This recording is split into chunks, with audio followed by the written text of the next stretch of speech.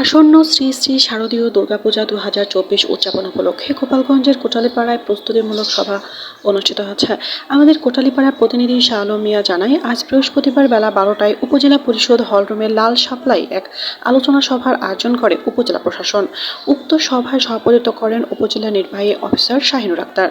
এ সময় বক্তব্য রাখেন ক্যাপ্টেন আসিফ, সহকারী কমিশনার ভূমি প্রতীক দত্ত, অফিসার ইনচার্জ আবুল কালাম আজাদ, পূজা উদযাপন পরিষদ কোটালীপাড়ার সভাপতি কার্তিক চন্দ্র বিশ্বাস, ইউনিয়ন পরিষদ চেয়ারম্যান সমর চাঁদ মিঠা খোকন, আজহারুল ইসলাম পান্না, সুলতান মাহমুদ চৌধুরী কালু, তুষার মধু, শ্যামল কান্তি বারুই, অ্যাডভোকেট বিজন বিশ্বাস, হিন্দু বৌদ্ধ খ্রিস্টান পরিষদ কোটালীপাড়ার সভাপতি সুভাষ পালা, পারকোনা মন্দির কমিটির সভাপতি মাইকেল হিরোইদ বিশ্বাস, সাংবাদিক গৌরাঙ্গলাল দাস, মিজানুর রহমান বুলু। বক্তারা আসন্ন দুর্গাপূজা উপলক্ষে আইনশৃঙ্খলা বিষয়ে কঠোর হুঁশিয়ারি উচ্চারণ করেন।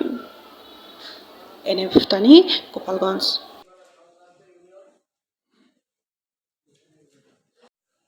এবছর যে নতুন করে সরকার গঠন হলো, আমরা সরকারের সাথে আন্তরিকভাবে একমত। আমরাও চাই যাতে সবাই সম্প্রীতি বজায় রেখে আমরা সবাই কাজ করি। দুর্গা মন্দির দীর্ঘদিন পূজা উদযাপন কমিটির সঙ্গে জড়িত আছি, কাজ করেছি। এই জন্য আজকে এখানে আমরা এবং টুঙ্গিপাড়া এই চারটা ইউনিয়নের সমন্বয়ে আমাদের ইউনিয়নটা বাইরের উপজেলাগুলোতে আমাদের এখানে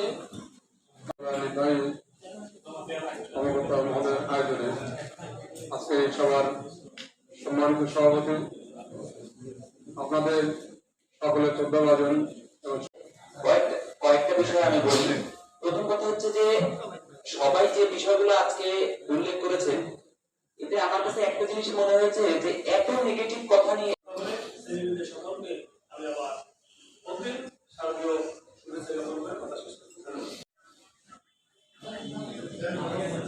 যেহেতু পূজার কোনো অঙ্গ না এবং এই নাচকে কেন্দ্র করে বিগত দিনে যে সমস্ত মন্দিরে ঘটনা ঘটছে, মারামারি অনেক কিছু ঘটছে, ইউনিয়নের চেয়ারম্যানের কাছে পৌঁছে দিবেন।